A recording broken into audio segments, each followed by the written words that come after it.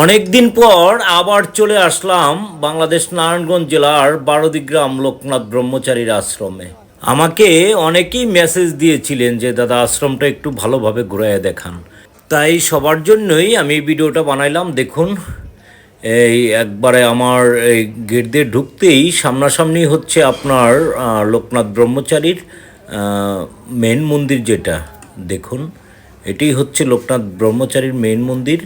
এখানেই বাবা বসে ধ্যান করতেন, তো এখানেই বাবা আবির্ভূত হয়েছিলেন। দেখুন উপরে এমনি খুব সুন্দর করেই মন্দিরটা করা হয়েছে, কিন্তু উপরে কিন্তু তখন ছুনের ঘর ছিল, এর জন্যে উপরে ছুন রাখা হয়েছে। দেখুন এই যে বাবার বিগ্রহ, জয় বাবা লোকনাথ, তুমি সকলের মঙ্গল করো বাবা। দেখুন আপনারা ভিডিওটি শেষ পর্যন্ত দেখুন, আমি চেষ্টা করতেছি আপনাদের যতটুকু পারি আমি ঘুরাইয়ে দেখাচ্ছি। দেখুন আশ্রমটা কত সুন্দর, এই আশ্রম দেখুন। আমার হাতের ডাইন দিকে বাবার সমাধি মন্দির। তো যাই হোক, আমরা সমাধি মন্দিরটা পরে দেখব, আগে আমরা এই সাইডটা দেখি। দেখুন এখানে যারা দূর দূরান্তর থেকে ভক্তরা আসে যে, তাদের জন্য যাত্রী নিবাস। দেখুন চতুর্দিক দিকেই লাগে যেন বাবার আশ্রমটা এক টুকরো শহর, এত গ্রামের মধ্যে এত সুন্দর করে আশ্রমটা করা হয়েছে। দেখুন বাবার কি মহিমা, দেখুন এখানে বাবার এখানে ধর্ম বর্ণ নির্বিশেষে বাবার কাছে সবাই আসে। দেখুন কত সুন্দর এই আশ্রমটা, আপনারা ভিডিওটি শেষ পর্যন্ত দেখুন, আমি চেষ্টা করতেছি আপনাদের সব দেখানোর জন্য। দেখুন এই যে এটা নাক মন্দির, নাক মন্দিরের উপরে দেখুন এখানে হাজার হাজার কবুতরগুলো কোথাও যায় না, এর জন্যই এখানে ওদের আশ্রয় কেন্দ্র করে দেওয়া হয়েছে, কবুতরগুলো যাতে ভালোভাবে থাকতে পারে।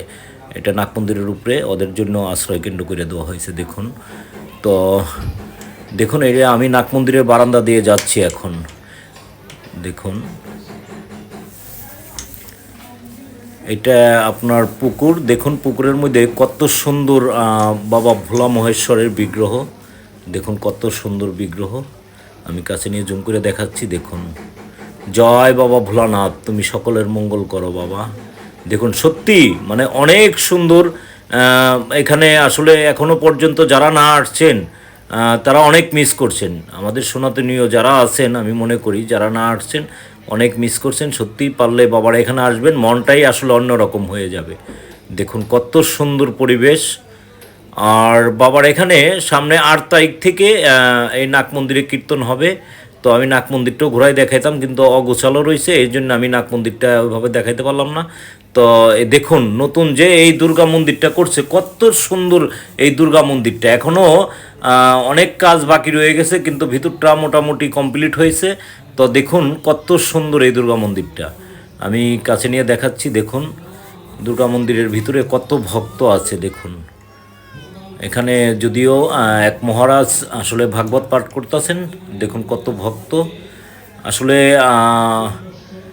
দেশের অবস্থার কারণে এখানে আমি তো আজকে খুব ফ্রিভাবে ঘুরতে পারলাম। ঠিক আছে, আপনারা দেখলেন যে বাবার আশ্রমের আসলে অনেকটাই, আমি যে আজকে শুক্রবার আসছি, মানে অন্য অন্য সময় এই শুক্রবারে বাবার আশ্রমে একটা সুই ফালানোর জায়গা থাকে না, এত ভিড়। দেখুন এই যে দুর্গা মায়ের প্রতিমা, কত সুন্দর প্রতিমা। জয় মা দুর্গা, জয় মা দুর্গা।